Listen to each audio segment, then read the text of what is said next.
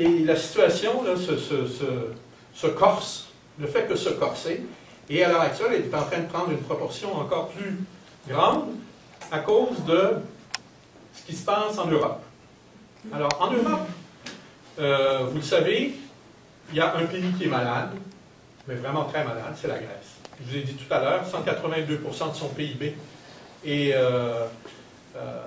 sa dette s'élève à 182% de son PIB, ce qui est 2 fois ce qui devrait être la norme pour un pays comme celui-là.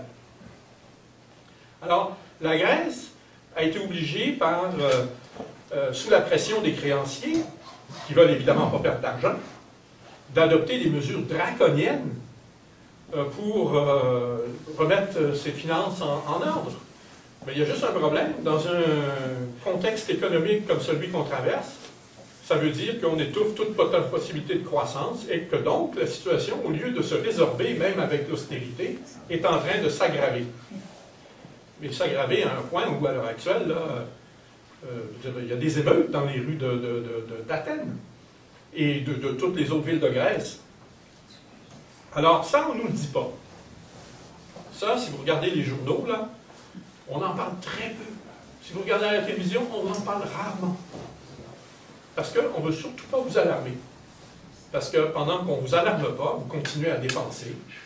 OK? Vous continuez à faire comme si de rien n'était.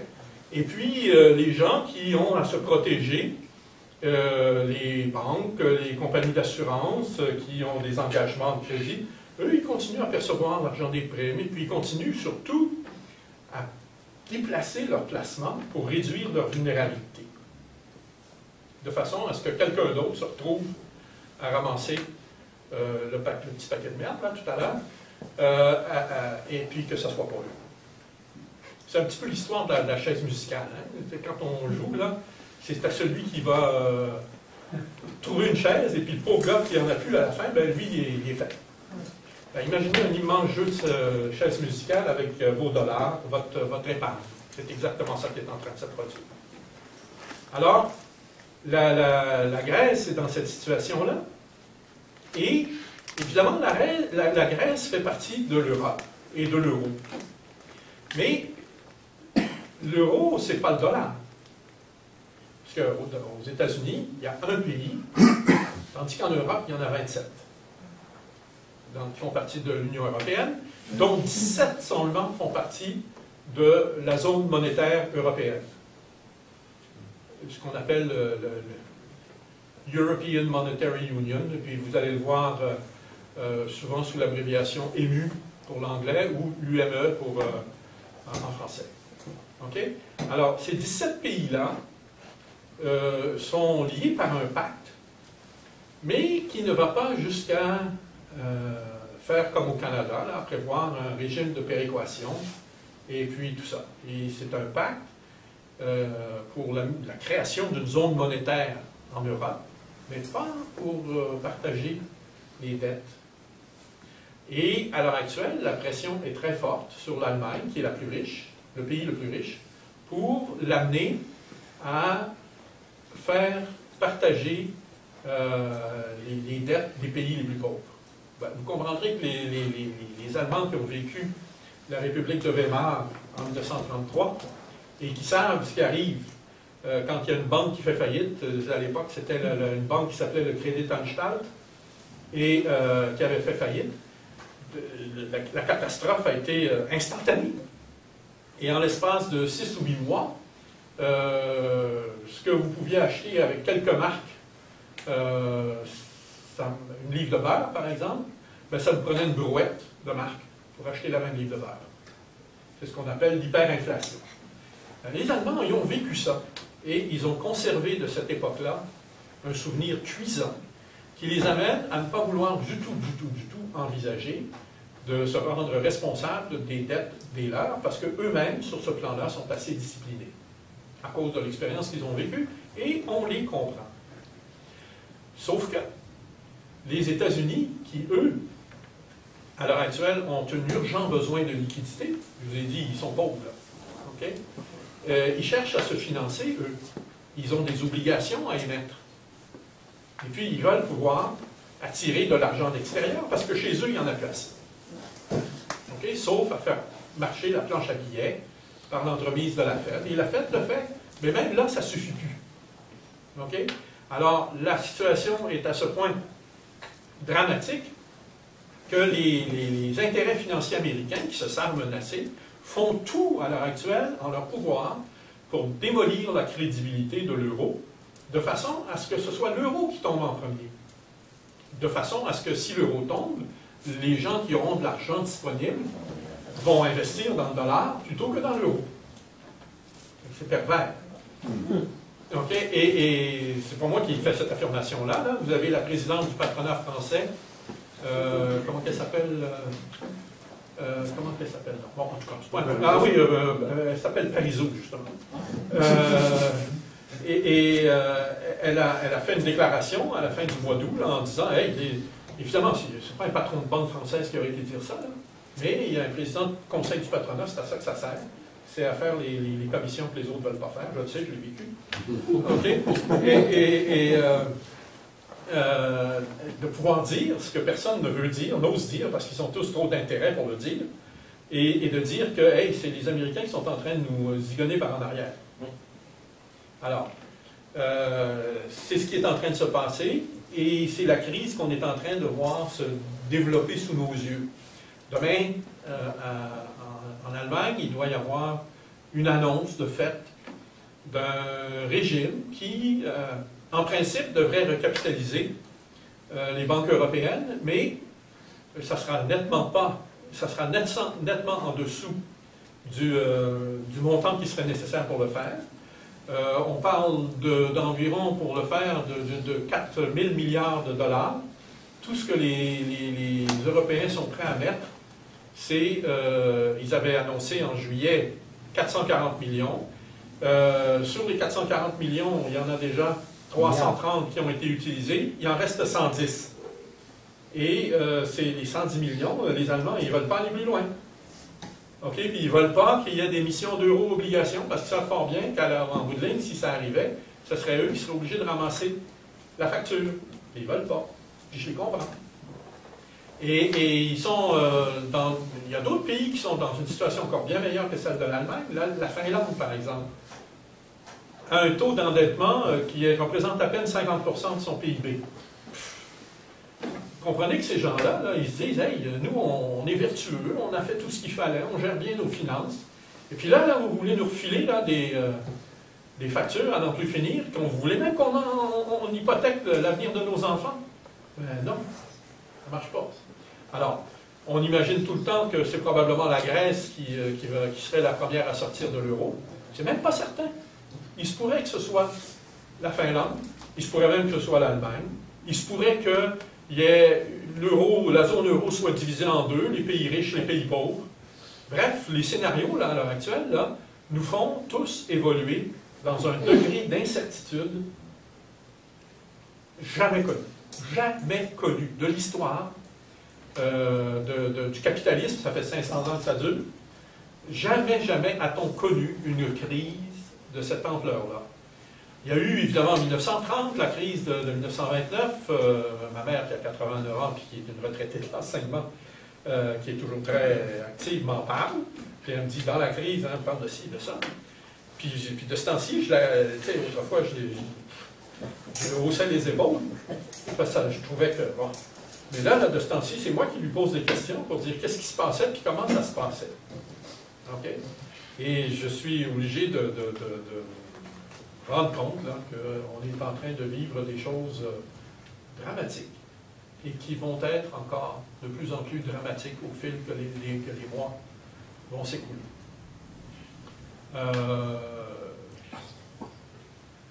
À un moment donné, il va y avoir un décrochage qui va se produire. À quel moment? Est-ce que c'est dans 2 mois? Est-ce que c'est dans 6 mois? Je ne peux pas vous le dire.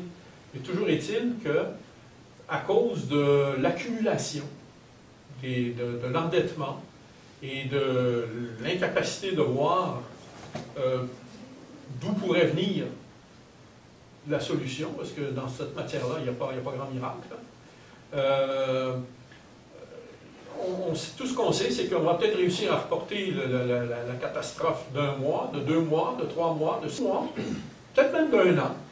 Mais qu'en bout de ligne, il plus on va attendre, pire ça va être. OK? Alors, c'est un portrait qui est assez sombre et dont, évidemment, vous ne lisez absolument rien dans les journaux parce qu'il y a des gens qui ont intérêt à ce que vous ne sachiez pas la vérité, parce que pendant ce temps-là, eux autres, ils font leurs petites affaires. Je vais donner un exemple de genre de petites affaires qui se fait. Ça, c'est sorti dimanche soir sur un site financier américain. Une grande banque, la Bank of America, est aux prises avec des dettes dont ses actionnaires savent qu'elles ne seront pas remboursées. Et, évidemment, ça va nécessairement affecter la profitabilité de la banque dans les mois, les trimestres qui vont venir. Alors, l'astuce, ça c'en est, là, on parle de ça, c'est de l'astuce, consiste pour la banque de transférer ses pertes dans les comptes d'une de ses filiales qui, elle, est assurée par la Federal Deposit Insurance Corporation des États-Unis. Donc, c'est une institution qui garantit les dépôts des déposants en cas de perte. Donc, c'est le gouvernement américain qui va devoir se retrouver à ramasser la facture de ces mauvaises créances-là, qui sont des mauvais prêts que la banque a consentis à des mauvais débiteurs, tout en sachant fort bien ce qu'elle faisait. Et puis, elle envoie ça dans une filiale qui est, elle, protégée par le gouvernement américain, dont les déposants. Alors, c'est qui les déposants? C'est pas le petit bonhomme, là, qui... non, non, non, c'est des grosses institutions financières. OK? Alors, vous voyez comment elles se protègent. Et à l'heure actuelle, elles sont toutes en train de s'organiser pour que le jour où, comme on dit en anglais, the shit hits the fan, OK, ce sera le contribuable américain qui se ramassera avec la facture.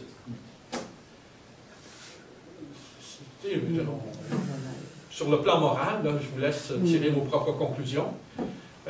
Mais vous comprenez bien que dans un système comme celui-là, -là, c'est plus tenable.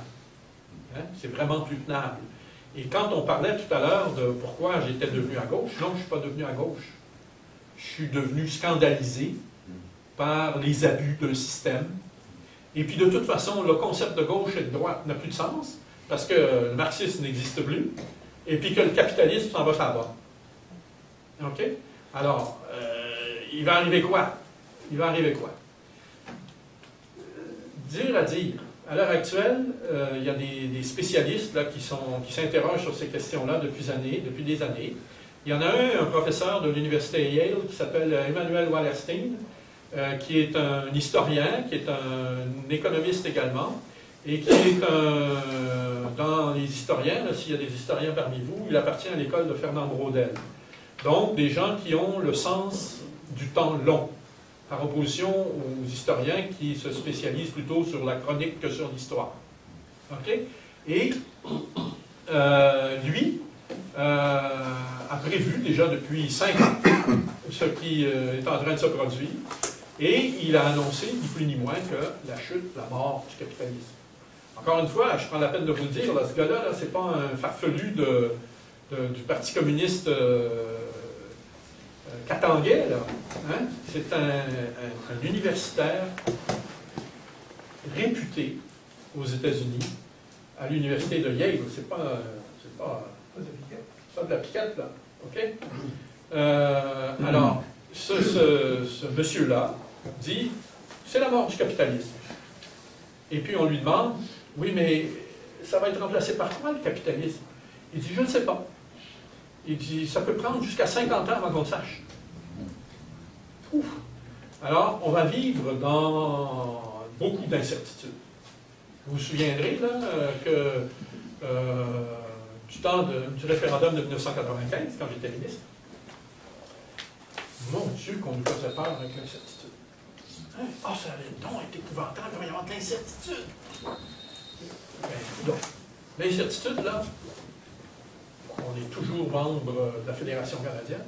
Puis, d'un coup, là, de l'incertitude, là, il y en a plus qu'on ne serait jamais capable de créer si on décidait de se séparer. OK? C'est important parce que il ne faut pas penser que ces choses-là sont détachées. Il ne faut pas s'imaginer que parce qu'il n'y a pas de rapport entre les situations qu'on vit sur le plan international et la situation qu'on vit au Québec. Tout ça, ça tombe en cascade. Et puis, tôt ou tard, toutes ces choses-là se répercutent chez nous. Alors, chez nous, ça va parce qu'on a un système quand même un peu plus socialisé, il faut le dire, que celui des États-Unis. Ça va prendre un peu plus de temps. Mais bon, écoutez, compte tenu de la taille de l'économie américaine, puis de la taille comparative de l'économie canadienne, c'est pas compliqué. Je vous ai dit tantôt que le PIB du Canada, c'est à peu près 1600 milliards de dollars. Bien, celui des États-Unis, c'est 10 fois ça. C'est 15 à 16 000 milliards de dollars par année. OK? Donc, dans la vraie vie, ce qu'on apprend, c'est que, vous avez juste à regarder autour de vous, là, c'est le chien qui agite la queue et pas la queue qui agite le chien. OK? Quand on regarde la situation entre le Canada et les États-Unis, les rapports commerciaux qui existent entre les deux, il est évident qu'on est dépendant. Et du fait de cette dépendance, les problèmes des États-Unis, on va nécessairement les vivre. C'est juste une question de degré. Alors, oui, on a un système bancaire qui est plus solide que le leur. Oui, c'est vrai. Ça veut juste dire que ça va retarder, et ça va juste amoindrir un peu moins grave qu'eux autres. OK? Mais c'est une question de mois avant que ça nous rattrape. Ça veut dire, encore une fois, que l'Ontario, qui a mangé une claque épouvantable pendant la crise de 2008, là, parce que ça c'est intéressant à voir aussi ce qui s'est passé là, c'est vraiment spécial. Mais bon, j'anticipe là. On va revenir à vous expliquer la façon dont l'Ontario est touché. Depuis 2008, l'Ontario est en mauvaise position. L'Ontario a été le moteur du fédéralisme canadien financier. La péréquation, c'est elle qui finançait ça au complet pour tout le Canada. Ben, depuis 2008, là, 2009, l'Ontario perçoit 18-20 milliards de dollars par année du fédéral en péréquation. Non seulement elle ne contribue plus, mais elle va chercher 20 milliards. Et la seule base pour assurer cette péréquation-là, maintenant, c'est le pétrole de l'Alberta et à un moindre degré de Terre-Neuve et nos richesses naturelles. Fait que vous comprenez que dans ces conditions-là, le Canada, lui, est assis sur des bases extrêmement précaires. Ce qui a compliqué encore plus le problème de l'Ontario, c'est le fait qu'à partir de 1995, comme je l'expliquais un peu plus tôt à ceux avec qui on a dîné, là, d'entre vous, il s'est passé quelque chose de si spécial. Vous vous souviendrez que M. Martin, tout de suite au lendemain du référendum, s'est lancé dans une grande manœuvre pour réduire le degré d'endettement du gouvernement fédéral. Pourquoi est-ce qu'il a fait ça? Parce qu'il a été ulcéré que pendant la campagne référendaire, moi, je me sers de cet argument-là pour dire, un instant, là, le fédéralisme, là, c'est plus ce que c'était. OK? Ça nous offre plus les mêmes garanties de sécurité que ça nous offrait.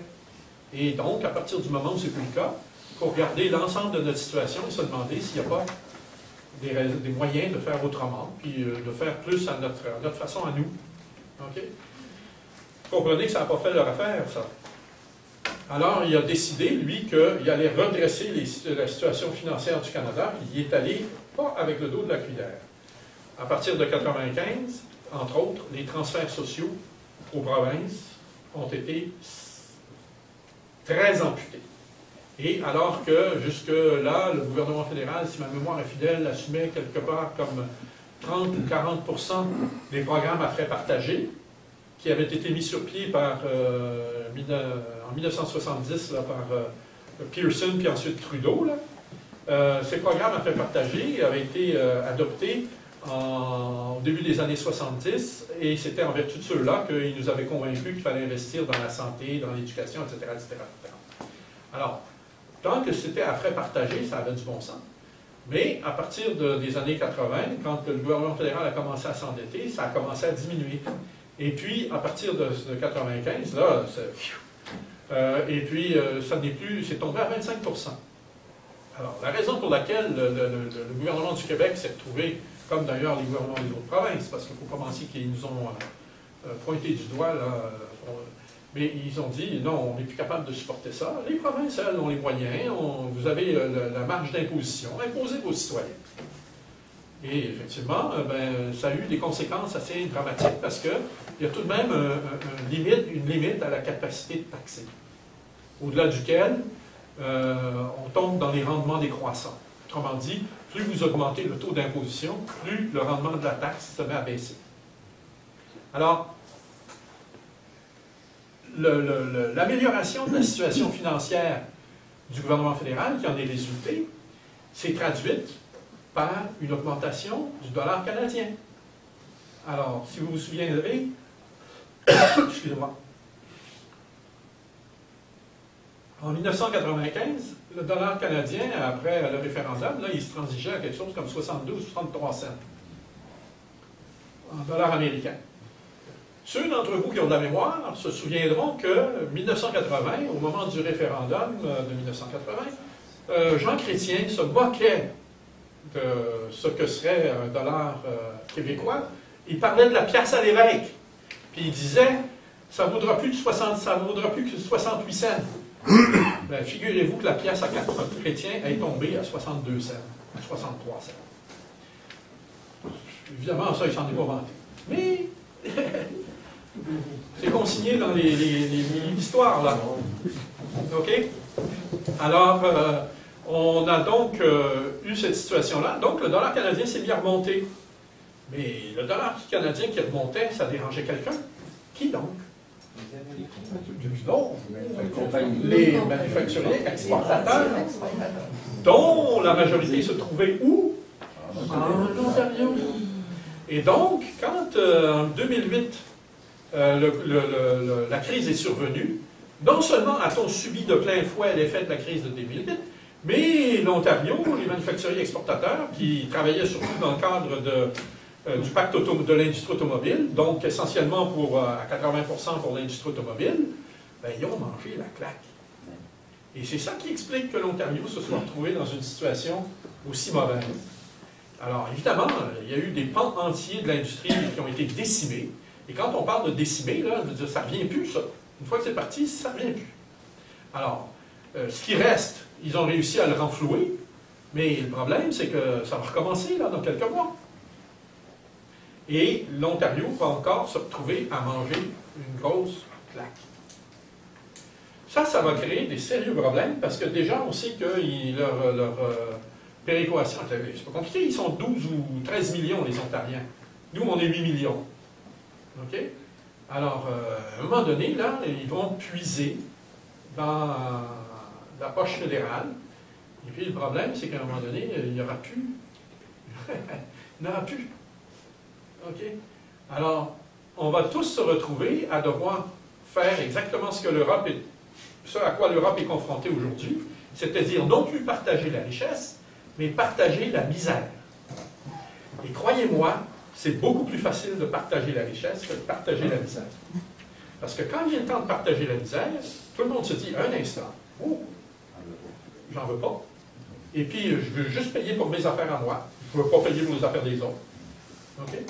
Et donc, on va nécessairement se retrouver très rapidement, très rapidement, devant une situation où le gouvernement fédéral canadien va être obligé de dire, bon, ben écoutez, les petits gars, les petites filles, là, les transferts sociaux, puis la péréquation, là, n'ont plus de moyens.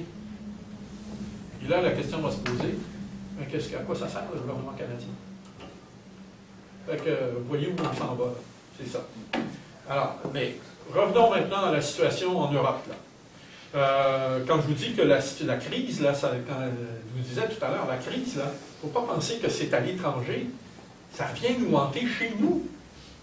Okay? Puis ça va vous toucher directement dans votre portefeuille, dans vos rapports avec le gouvernement fédéral, dans vos rapports avec le gouvernement du Québec. Ça va être généralisé. Okay? Et vous allez devoir vous poser la question, de quoi ai-je besoin? Comment est-ce que je parviens à sauvegarder l'essentiel? Ben, l'essentiel, ça s'appelle la santé et l'éducation. Hein? C'est ça l'essentiel. Les frégates, la guerre en Afghanistan, ouf! Hein? C'est d'un intérêt pas mal plus relatif. Vous êtes d'accord avec moi?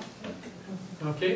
Alors, finalement, la raison d'être du gouvernement canadien, fédéral canadien, comme d'ailleurs du gouvernement américain, comme d'ailleurs du gouvernement grec, comme de tous les gouvernements, est fortement remise en question. Puis, occupez-vous de l'essentiel, c'est tout. Puis faites-le bien, parce qu'on n'a pas les moyens de niaiser. Puis on ne veut surtout pas hypothéquer les générations futures. Hein? Alors, voilà la situation dans laquelle on va se retrouver. Alors, je vous disais que demain, l'Europe va prendre des décisions. Les décisions vont peut-être lui faire gagner quelques semaines, peut-être même quelques mois. Mais au bout du compte, ça ne sera pas suffisant. Parce que de toute façon, entre-temps, il va y avoir des problèmes ailleurs. On le sait déjà, nous. On sait que ces problèmes-là vont survenir aux États-Unis d'ici à la fin de l'année. Vous le savez, il y a eu une crise là, absolument invraisemblable au mois d'août qui s'est produite parce qu'on s'interrogeait sur la possibilité pour le gouvernement américain de hausser son plafond d'endettement parce qu'il était limité. Okay? Et il y a eu des négociations, là, vous en souviendrez, ça en était presque ridicule. Bon. Mais là, le problème, on ne l'a pas réglé. Tout ce qu'on fait, c'est qu'on l'a rapporté de quelques mois. Et puis là, on recommence. Là. Décembre, là, vous allez voir.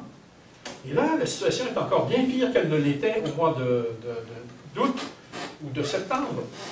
Parce que la situation s'est détériorée, parce qu'il n'y a pas de reprise économique, parce qu'il n'y a pas de croissance, et parce que les États-Unis doivent refinancer, dans cette période ici, à la fin de l'année, des quantités astronomiques d'obligations. Des obligations à 3 ans, des obligations à 5 ans, des obligations à 10 ans, puis des obligations à 30 ans. OK? Et on parle là de milliers de milliards. OK? Or, si les marchés financiers ralentissent, ben ça ne marchera plus. Et puis, c'est la crainte qu'ils ont, les Américains. Pour quelle raison pensez-vous qu'au début du mois de septembre, le Geithner, le secrétaire au Trésor, est allé essayer de convaincre les Américains, les Européens, pardon, de développer un package là, de support financier comme celui que les États-Unis avaient développé en 2008? C'est qu'ils en ont besoin. C'est les Américains qui en ont besoin. Parce que si les banques européennes et les institutions financières européennes sont dans le trou à ce moment-là, ils n'achèteront pas les titres américains. Toujours les maudits titres américains. Alors, c'est la situation dans laquelle, presque infernale, là. Et la logique, là, elle est devenue infernale. Okay? Plus le temps passe, pire c'est. Et pire c'est, plus c'est catastrophique. Alors, à un moment donné, ça va casser. On ne sait pas trop où, on ne sait pas trop quand, on ne sait pas trop comment. Mais c'est juste une question de temps. Alors,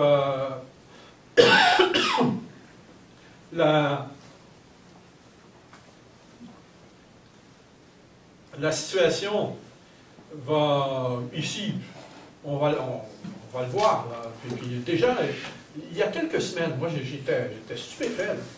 Flaherty, Carney étaient allés à Washington. Flaherty, c'est notre ministre des Finances. Carney, c'est le président de la Banque du Canada. Ils sont allés à Washington, puis ils sont revenus, et puis ils ont demandé un rendez-vous très spécial, les deux ensemble. Ils ont demandé un rendez-vous à Harper. Il y a un seul journal qui a parlé de ça. Un seul journal. Le National Post. Et ça a été repris pendant quelques heures sur un site de Québec, de Sun Media. OK? Mais après ça, plus rien. Pourtant, le message qu'ils sont allés livrer à Harvard, c'était un message très grave. Ils l'ont averti d'un tsunami financier. Alors, pendant quelques heures, La nouvelle est apparue sur les sites. Hey, un tsunami, là, c'est pas ordinaire, là. Un tsunami financier. OK? On ne plus. Normalement, dans un pays normal, là, quand on parle d'un tsunami financier, ça devrait faire les manchettes de tous les journaux, de toutes les nouvelles de télévision. Non. Non. Escamoté. On ne veut pas que vous le sachiez. On vous tient dans l'ignorance pour mieux vous. OK? Alors, voilà le genre de gouvernement que nous avons et voilà la situation dans laquelle nous sommes.